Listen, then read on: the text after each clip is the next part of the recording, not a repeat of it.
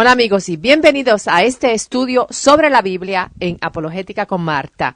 En las últimas semanas estudiamos el origen del Antiguo Testamento, el origen del Nuevo Testamento y el origen de las traducciones de la Biblia que se han hecho hasta el 1560. A las personas que no escucharon los programas anteriores, aún pueden escuchar los pasados programas que están disponibles en el enlace de programas radiales en archivo y que aparecen en mi sitio en línea apologeticaconmarta.org o en mi página en Facebook. Si escucharon los programas pasados, se habrán dado cuenta que por muchos años la Iglesia dependía de la traducción en latín que hizo Jerónimo en el año 405 después de Cristo, y no fue hasta el 1385 que se hizo la primera traducción al inglés por John Wycliffe. En todo este periodo, Inglaterra ejercía un gran poder en cuanto a las prácticas religiosas que se le permitía al pueblo practicar. En ese periodo ya existía una gran disputa entre la Iglesia Católica y la Iglesia Protestante que estaba a punto de nacer. En el 1517, Martín Lutero clavó sus 95 tesis en contra de la Iglesia en las puertas de la Iglesia en Wittenberg, en Alemania. Lutero llamó atención al tema de las penitencias, la autoridad del Papa y la venta de las indulgencias. Hoy vamos a comenzar con la traducción King James de la Biblia que se produjo en el año 1611. Ahora, ¿qué estaba sucediendo en Inglaterra? Que era una nación muy poderosa y con mucha influencia sociopolítica y económica en los 1600. En ese periodo, el rey de Inglaterra era quien determinaba cuál era la religión que legalmente se podía practicar en el reino. O sea, no existía libertad de religión. Si el rey o la reina era protestante, entonces se permitía la práctica del protestantismo. Si el rey o la reina eran católicos, entonces el protestantismo era prohibido y la Biblia protestante era prohibida.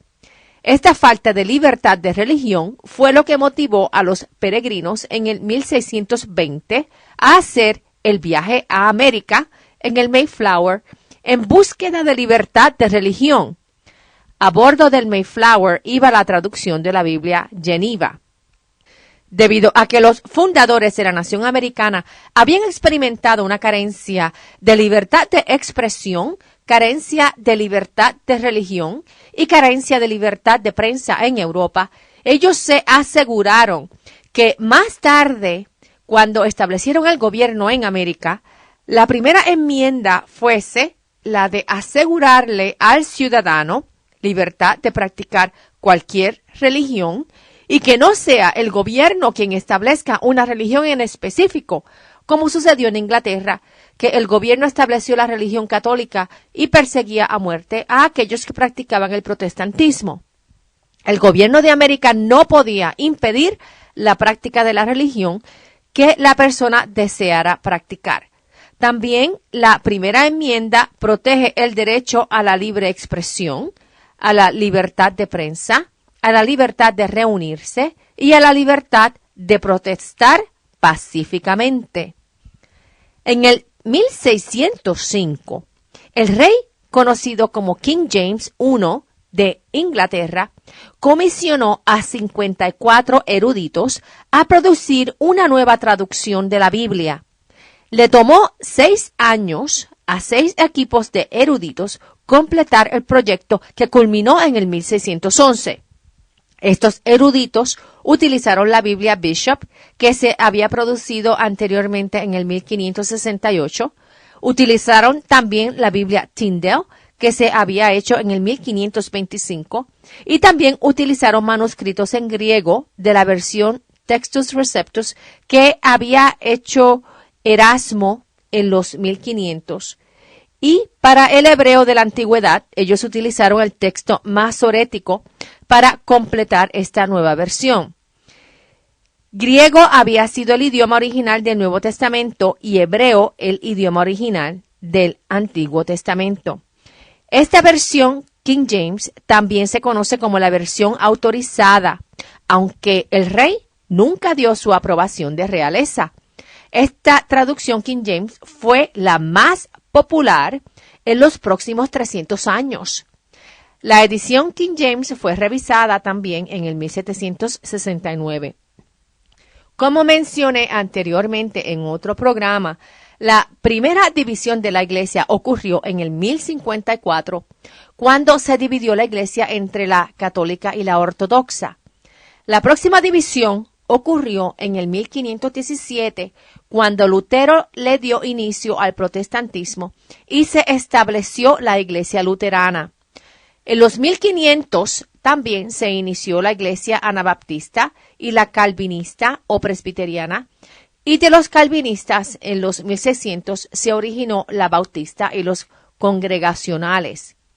En el 1534, de la rama de la iglesia católica, se originó la iglesia anglicana o episcopal, y en el 1738 se originó la iglesia metodista.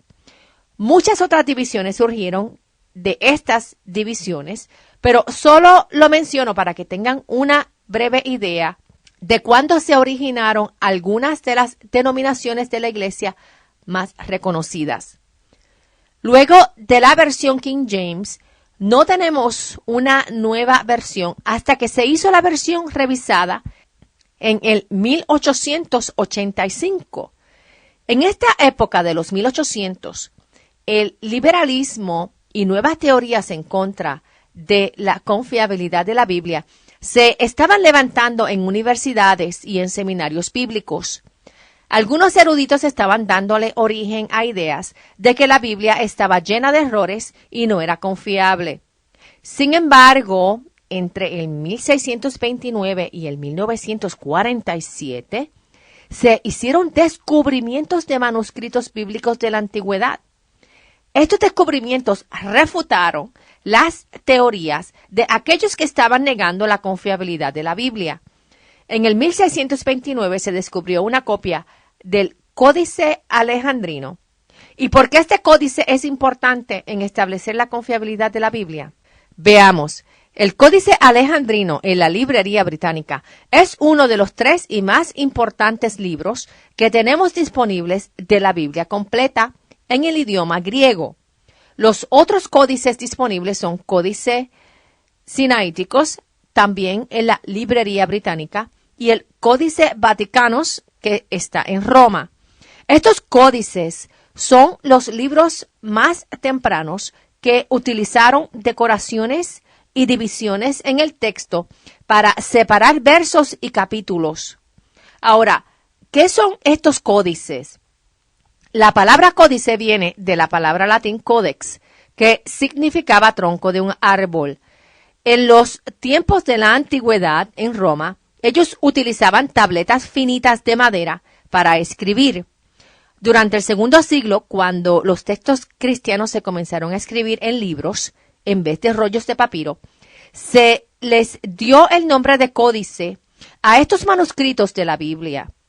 Las páginas que formaban los libros más antiguos en el cristianismo eran hechos de la hoja de papiro, mientras que más tarde las páginas de los códices fueron hechos de libros con hojas de piel de animal que son llamados pergaminos.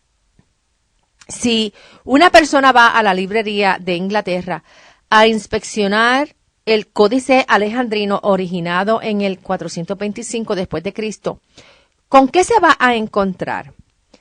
Esta versión contiene el Septuagint, que es la versión en griego del Antiguo Testamento que se había traducido del hebreo original entre el 250 y el 100 antes de Cristo. El Códice Alejandrino también contiene el Nuevo Testamento. Otros libros que contiene es la Epístola de Clemente, que no aparece en ninguna Biblia. La historia de cómo se descubrió este códice es bien interesante. Cuando la iglesia de Jerusalén fue dispersa en los primeros siglos, la ciudad de Alejandría, localizada en Egipto, vino a ser uno de los centros de enseñanza más prominentes del cristianismo. La ciudad de Alejandría no solo fue una de las ciudades en donde se enseñaba el cristianismo y todo tipo de enseñanza del mundo antiguo, sino que su librería también era guardián de la colección mundial más amplia de manuscritos. Sin embargo, en el año 642 después de Cristo, hubo una guerra en Alejandría y la librería fue destruida en un gran fuego. Pero alguien había salvado los manuscritos bíblicos que componen el Códice Alejandrino y por muchos años no se supo en dónde estaban. En el 1627, el patriarca de Constantinopla, llamado Cyril Lucar, que también había sido patriarca de Alejandría, le presentó el códice al rey Carlos I de Inglaterra. De ahí el códice formó parte de la librería británica. Pero en el 1731, una vez más, el códice escapó fuego. Fue en este momento cuando la librería Cotton tomó fuego y el doctor Bentley rescató rápidamente el códice y lo llevó a un lugar seguro. El Códice Alejandrino contiene una de las mejores copias que tenemos del libro de Apocalipsis. El otro códice que les mencioné, el Sinaiticus, contiene la primera copia completa de la Biblia. Este códice fue producido en el 350 después de Cristo y contiene la copia más temprana del Nuevo Testamento en griego y copias mejores preservadas del Antiguo Testamento. El nombre Sinaiticus que se le dio al códice es porque fue preservado por muchos siglos en el monasterio Santa Catarina cerca del monte Sinaí que queda en Egipto. Este códice contiene todo el Antiguo Testamento y el Nuevo Testamento, en adición de otros libros que no se incorporaron en el canon bíblico como el libro de El Pastor de Germás y la Epístola de Barnabás. La porción del Códice Sinaiticus que ha sobrevivido y que originalmente contenía 1460 páginas, ahora está dividido y está repartido entre librerías de 4 instituciones. Una parte aún está en el monasterio de Santa Catarina, otra parte está en la librería británica, otra parte está en Alemania en la librería de la Universidad Leipzig y otra parte está en la Librería Nacional de Rusia en San Petersburg. En la librería británica está la porción que incluye todo el Nuevo Testamento. La porción que está en la librería británica fue adquirida por Inglaterra en el año 1933, antes de la Segunda Guerra Mundial. Para ese entonces, esa porción estaba en Rusia, pero el dictador Stalin de Rusia necesitaba dinero para continuar la manutención del gobierno soviético y le vendió esa porción del códice a Inglaterra. Todo el Códice Sinaiticus fue escrito en griego y también incluye el Septuagint, que es el Antiguo Testamento en griego, fechado entre el 250 y 100 a.C. Este Códice Sinaiticus es bien importante porque es una de las copias más antiguas de la Biblia que ha sobrevivido y que contiene el canon completo de la Biblia en un solo volumen. Antes de los códices, los libros de la Biblia eran escritos en libros individuales que contenían uno o una cantidad limitada de los libros que componían la Biblia. El Códice fue el primer libro enorme que se produjo en la historia. Estos códices son importantísimos en validar no solamente los libros que había adoptado la Iglesia como canónicos, sino que también podían usarse para comparar las copias entre manuscritos de la antigüedad que habían disponibles en ese tiempo. Pasa el tiempo y llegamos al 1885. Fue en ese periodo que eruditos en Inglaterra decidieron hacer una revisión de la versión King James para reflejar la nueva información que se había descubierto mediante los manuscritos encontrados en los siglos anteriores y también para reflejar lo que se había encontrado en el Códice Alejandrinos y en el Códice Sinaíticos. Su meta era la de utilizar los mejores textos disponibles en hebreo y en griego y volver a traducir palabras basadas en la nueva información lingüística sobre el hebreo de la antigüedad. A esta versión revisada del 1885 del King James la llamaron English Revised Version, o sea, versión inglesa revisada. 4 años más tarde de que se hizo la versión King James revisada, el Vaticano hizo disponible a los eruditos, en el año 1889, el Códice Vaticanus. Este Códice Vaticanus se encontró en la librería del Vaticano y contiene 759 hojas de pergaminos y fue escrito en el 330 después de Cristo. Es el códice más antiguo de los 3 disponibles. Contiene casi todo el Antiguo Testamento, le falta Génesis, y contiene casi todo el Nuevo Testamento, pero le falta el libro de Apocalipsis y otros segmentos de las epístolas. No se sabe cuándo llegó al Vaticano, pero fue incluido en el catálogo del Vaticano producido en el 1475. Pasaron pocos años y en el 1901 se produjo la American Standard Version, ASV, o sea, la versión estándar americana, que es la misma versión King James que fue revisada en el 1885, pero con el inglés usado en América. Esta versión americana fue producida por 30 eruditos que también fueron parte de la versión inglesa en el 1885. Esta versión ha ganado la reputación de ser precisa con los textos en griego y en hebreo y se considera una Biblia muy formal, buena para los estudiantes serios de la Biblia. Al igual que la King James, es una versión traducida usando el método palabra por palabra. Pasa el tiempo y llegamos a un evento importantísimo en la historia de los textos bíblicos y fue el descubrimiento de los manuscritos del Mar Muerto en el 1947. Un pastor de ovejas descubrió en las cuevas de Qumran unas vasijas que contenían las copias más antiguas de porciones del Antiguo Testamento. Estas copias tienen fecha entre el 100 antes de Cristo y 100 después de Cristo. Entre las copias se encontró un papiro con el libro de Isaías. Este descubrimiento es importantísimo para la confiabilidad de la Biblia. ¿Por qué? Porque las copias de Isaías, por ejemplo, prueban ser magníficamente precisas o igual a la Biblia hebrea estándar. Las pocas variaciones aparecen en cómo se deletreaban algunos nombres. Este descubrimiento confirma la buena labor de precisión con lo que los masoretes hicieron sus copias para preservar el Antiguo Testamento en las copias masoréticas. En adición a los manuscritos del Mar Muerto, durante los 1900 se han encontrado cientos de manuscritos del Nuevo Testamento en Egipto.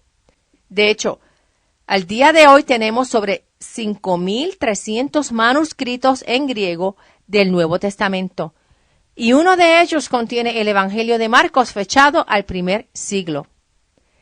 Si vamos atrás, podemos resumir bien brevemente el origen de la Biblia, comenzando con los manuscritos originales del Antiguo Testamento y del Nuevo Testamento, que se escribieron a mano entre el 1500 antes de Cristo y el 100 después de Cristo. De esos manuscritos originales se hicieron copias, que al día de hoy han sobrevivido muchas de ellas.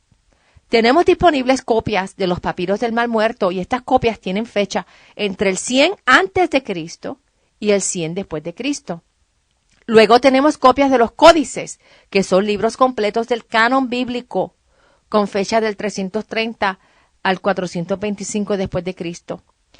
Con las copias de estos manuscritos de la antigüedad y las versiones de la antigüedad se escribió la versión Latina Vulgata en el 405.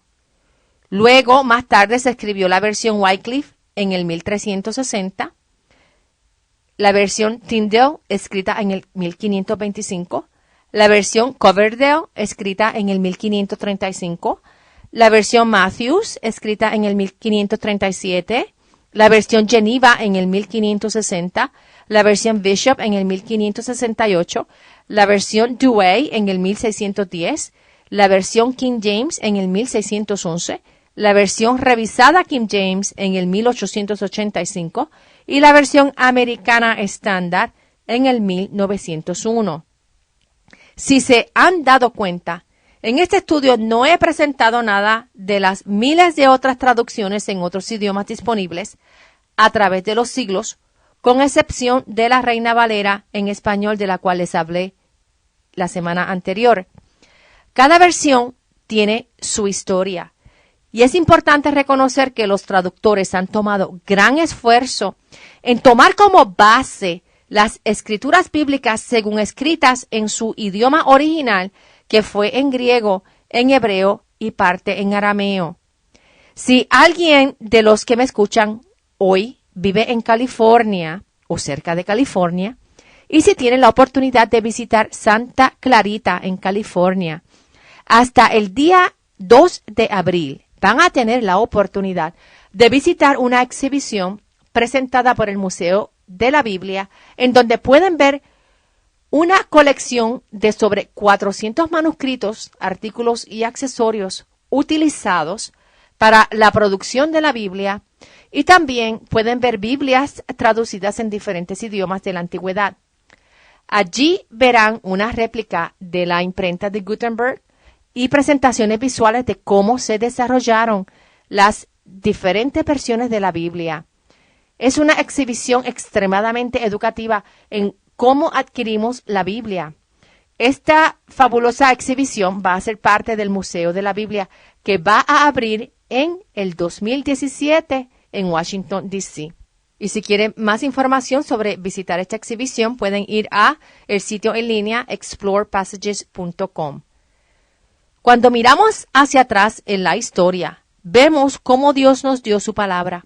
Vemos cómo Dios protegió su palabra y que aun cuando personas han tratado de destruir la Biblia o de destruir la confiabilidad de la Biblia, la misma ha sido imposible de ser erradicada. Podemos comparar manuscritos de la antigüedad con las traducciones al día de hoy y ver con cuánto cuidado y fidelidad el traductor ha trabajado para mantener la palabra de Dios intacta, pero a la vez accesible en el idioma que la persona puede comprender y acercarla cada día más y más al corazón de Dios. Por lo tanto, lee su palabra, permite que Dios te hable mediante ella. Esa es la palabra viviente que nos ofrece esperanza a una vida eterna. Es la palabra de Dios llena de amor y con el mensaje del sacrificio que Jesús hizo en la cruz para el perdón de los pecados de toda la humanidad. Recuerda visitar la página en línea apologeticaconmarta.org o en Facebook para que tengas acceso a todos los programas radiales en archivo completamente gratis y encuentres otros recursos que te ayudarán a crecer en el conocimiento de Dios y en la apologética cristiana. Que Dios los bendiga y hasta el próximo programa. Chao.